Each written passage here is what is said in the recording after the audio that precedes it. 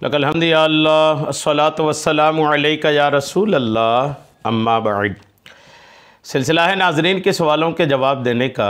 नाजरीन में से एक ने हमारे किसी वीडियो के कमेंट्स में ये सवाल किया है कि लेट कर दुरूद पाक पढ़ना कैसा है, ये उन्होंने पूछा है। आइए जवाब तवज्जो के साथ सुनिए कि कोई अगर बिस्तर पर लेटे लेटे दुरूद पाक पढ़ना चाहे तो पढ़ सकता है या नहीं। लेटकर दुरूद पाक पढ़ने में कोई हरज नहीं है। चाहे तो आप लेटकर भी पढ़ सकते हैं, बैठकर के भी पढ़ सकते हैं, इसमें कोई हरज शरअन नहीं है। हाँ, ये याद रखना चाहिए कि जब आप लेटे लेटे दुरूद पाक पढ़ रहे हैं तो अपने पैरों को फैला करके ना रख करके अपने पैरों को समेट करके रखें।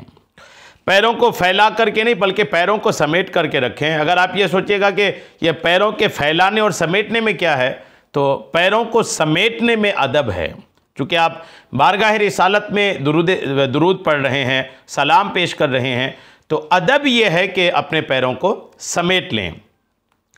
और लिहाफ के अंदर मुंह रखने से बेहतर है कि लिहाफ के बाहर रखें। जैसे ठंडी का मौसम है या चादर आपने ओढ़ रखा है और आप बारगाह रिसालत में दुरूद शरीफ पढ़ना चाहते हैं, तो करें ये कि अपने लिहाफ से अपने चेहरे को बाहर रखें और अपने पैर समेट करके रखें और इस हालत में बारगाह रिसालत में दुरूद व सलाम पेश करें।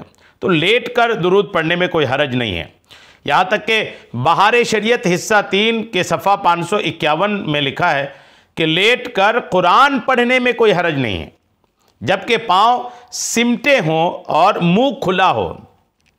बहार शरीयत में सदरुल शरिया अलैहिर्रहमा लिखते हैं कि लेट कर कुरान पढ़ने में कोई हरज नहीं। और जब कुरान पढ़ने में कोई हरज नहीं है तो दुरूद पाक पढ़ने में बिलाशुबा कोई हरज नहीं होगा।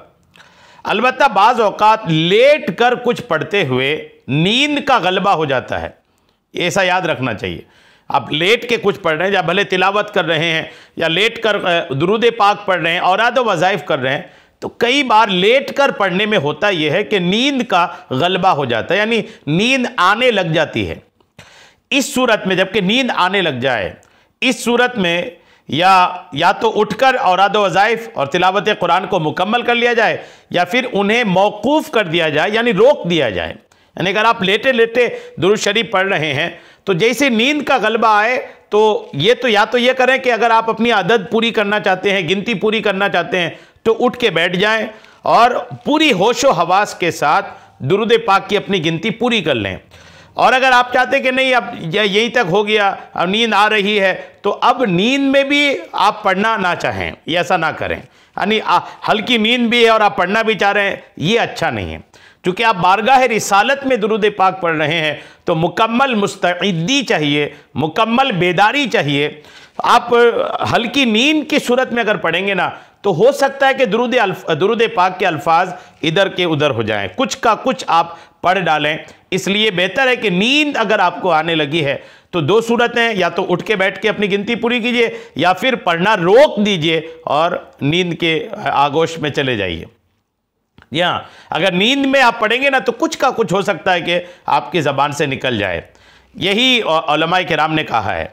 चुनांचे सही बुखारी शरीफ में है, सही बुखारी शरीफ की रिवायत सुनिए कि जब तुम में किसी को नमाज की हालत में ओंग आए तो उसे चाहिए कि सो जाए, हत्ता कि नींद चली जाए। कि जब कोई ओंगते हुए नमाज पढ़े तो ऐसा ना हो कि अनजाने में इस्तिग़फ़ार के बजाय अपने लिए बद्दुआ कर बैठे।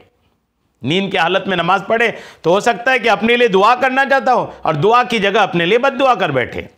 तो यही नींद की हालत में दुरूद पढ़ने में भी हो सकता है कि दुरूद की जगह अल्फाज आगे पीछे या तब्दीली करके कुछ का कुछ पढ़ दें।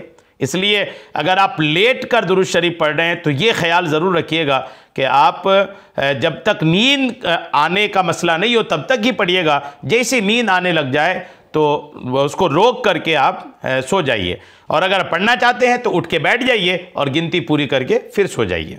इसका ख्याल रखिएगा। अल्लाह करीम हम सबको अमल की तौफीक अता फ़रमाए। आमीन बेजाहिन नबील अमीन सल्लल्लाहु तआला अलैहि वसल्लम।